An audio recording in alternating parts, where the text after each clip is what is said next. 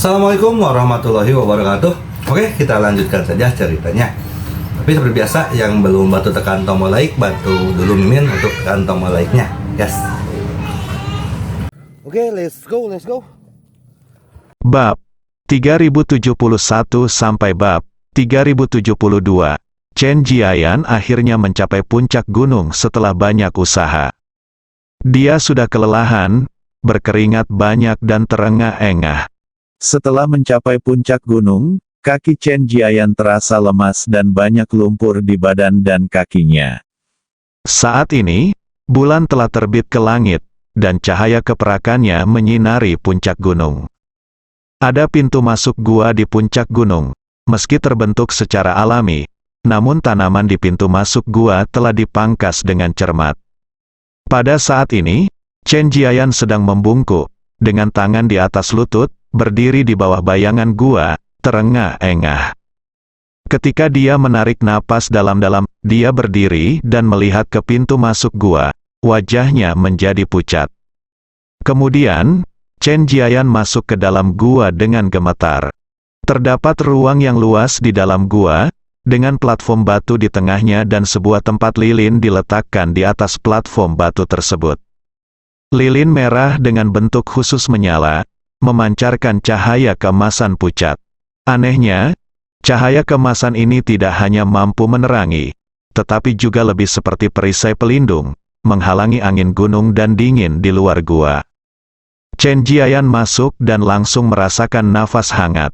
Di samping platform batu, seorang pria duduk bersila, mengenakan jubah abu-abu dan berjanggut lebat. Ketika Chen Jiayan masuk, pria itu sedang duduk di sana, menatap ponselnya dengan penuh minat. Ketika Chen Jiayan melihat pria itu, jantungnya berdebar kencang, lalu dia segera membungkuk dan memberi hormat, "Tuan Cui, saya di sini." Pria bernama Tuan Cui itu perlahan mengangkat matanya. Dia menatap Chen Jiayan, dan tatapan sinis di matanya sudah cukup untuk membuat seluruh tubuh Chen Jiayan gemetar. Chen Jiayan menunduk, tidak berani berbicara, dan tubuhnya sedikit gemetar. "Anda di sini," Tuan Cui berkata, "Anda benar-benar mampu. Saya, Dong Tianting, mempercayakan Anda dengan masalah yang begitu penting, tetapi tidak butuh waktu lama sebelum Anda mengacaukannya." Petik 2. Tuan Cui, ini dia itu bukan salahku, itu semua adalah si jalang kecil, Murong Yan, dia sangat licik, kata Chen Jiayan. Tuan Cui mendengus dingin, "Anda telah menunda rencana besar saya untuk masuknya Dong Tianting ke dunia. Tidaklah terlalu berlebihan untuk memberi Anda bantuan." Chen Jiayan sangat ketakutan sehingga dia berlutut di tanah. Tidak, Tuan Cui, tolong beri aku kesempatan lagi. Ayo, aku berjanji akan berhasil. Tidak perlu, tidak ada gunanya menyimpan sampah sepertimu, dan kamu, sampah, telah membawa orang luar ke sini, kata Guru Cui. Orang luar, Chen Jiayan tampak bingung. Namun, dia tidak pernah mengerti apa yang sedang terjadi. Tuan Cui melambaikan tangannya, tetapi tidak ada yang terlihat. Dari udara tipis, tubuh Chen Jiayan tiba-tiba bergerak. Dalam beberapa detik, dia jatuh ke tanah dan mati.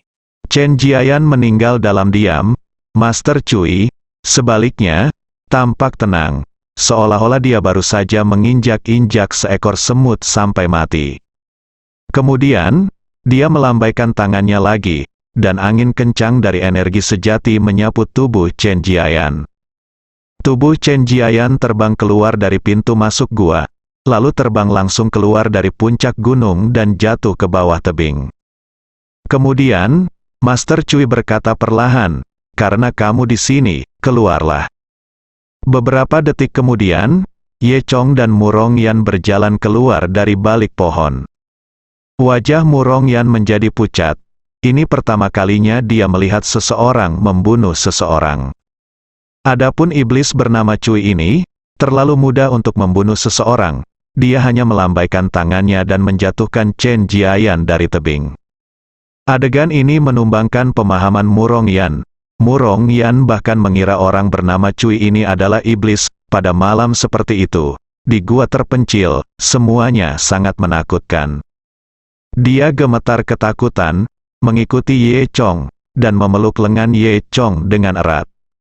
Ye Chong jelas sangat tenang, namun, Ye Chong juga kagum di dalam hatinya, pria bernama Cui, dengan keterampilan yang baru saja dia tunjukkan, setidaknya adalah seorang abadi tanah tingkat puncak.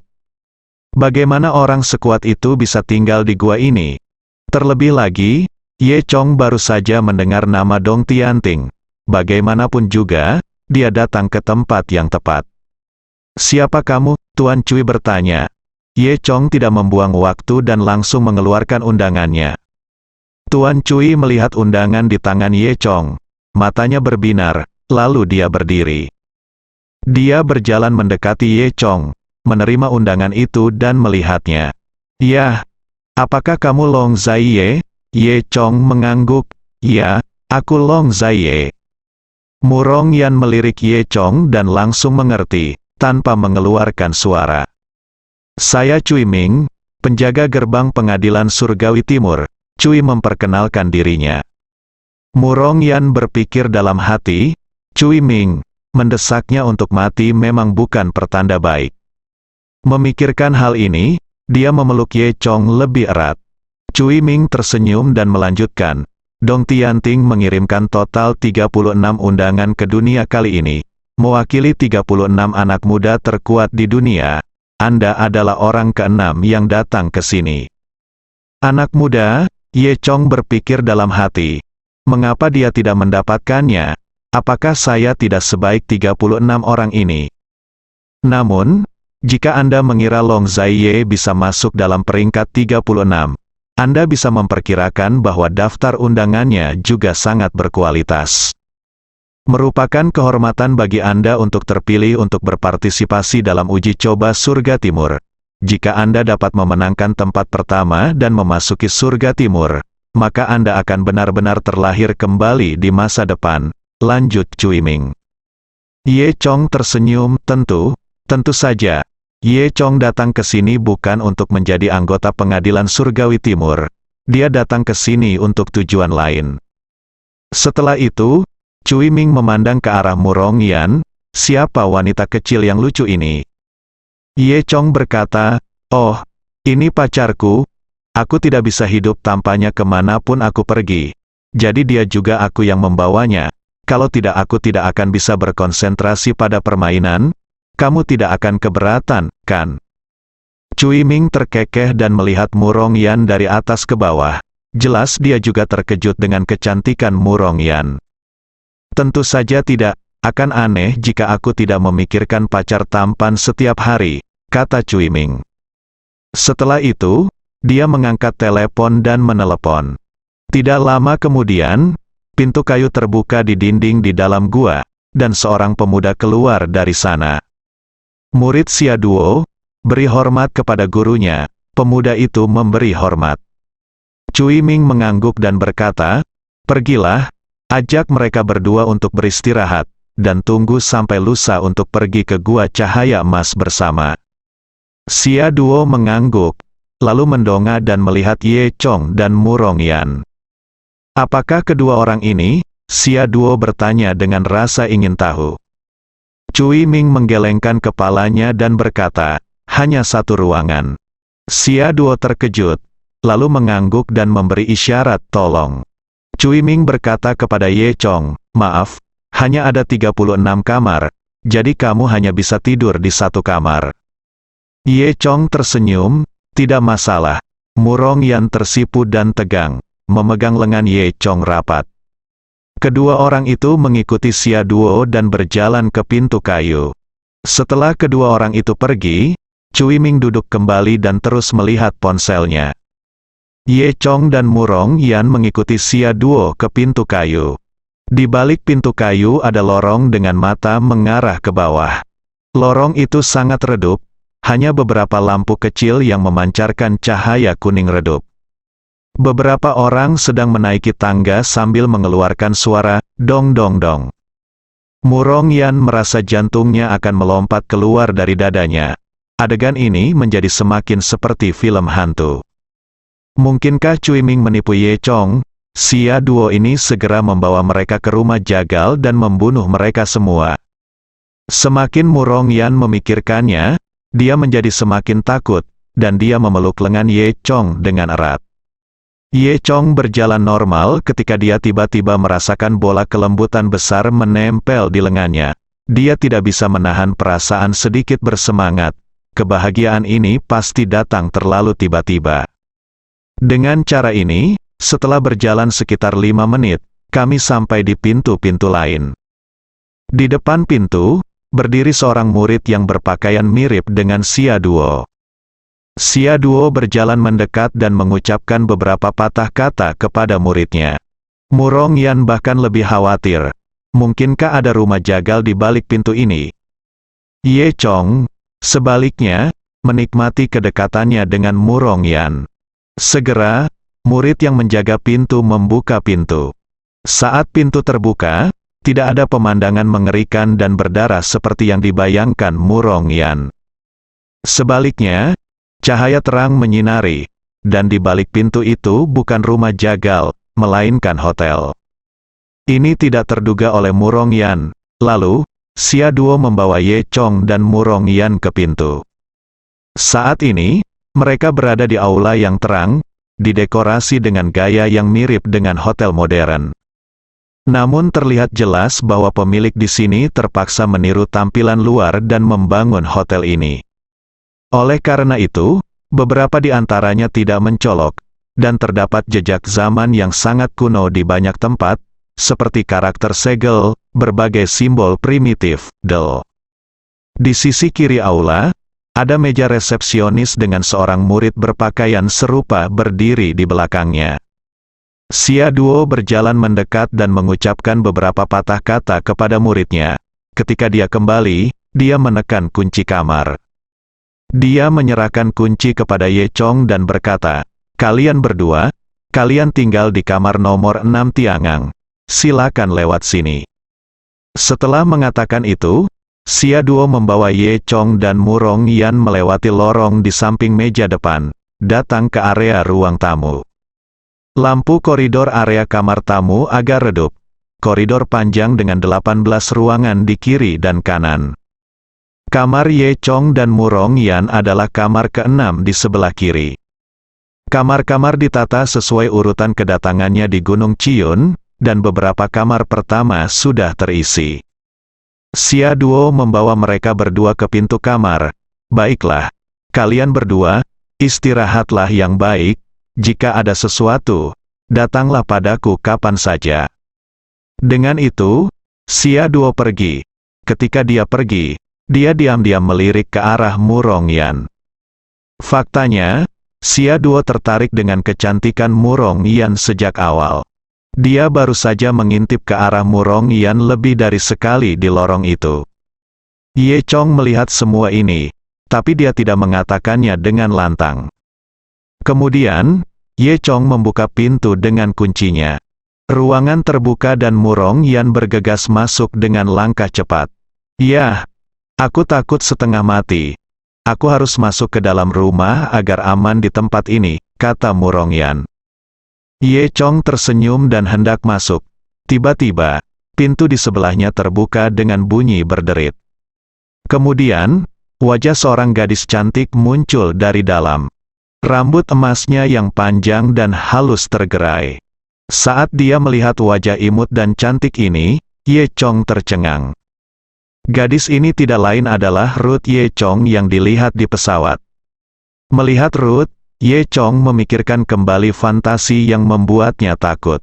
Ye Chong tidak pernah menyangka Ruth akan ada di sini.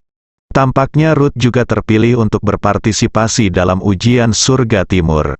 Namun, apakah Dong Tianting masih merekrut orang asing? Ye Chong tidak setuju dengan ini. "Hehe, Ye Chong kan, sudah kubilang kita akan bertemu lagi," kata Ruth sambil tersenyum. Melihat wajah yang tidak berbahaya dan imut itu, Ye Chong hampir tidak dapat membayangkan bahwa ilusi mengerikan itu diciptakan oleh Ruth. "Apakah kamu bertanya-tanya mengapa aku di sini? Aku membunuh seseorang dan kemudian menerima undangannya. kata Ruth sambil mengedipkan mata pada Ye Chong. Ye Chong terdiam, dia tidak menyangka tebakannya benar. Bukankah itu sama bagimu? Baiklah, biarkan aku memikirkannya. Haruskah aku memanggilmu Tuan Long Zaiye? Ruth tersenyum. Rupanya Ruth mengetahui semua hal ini.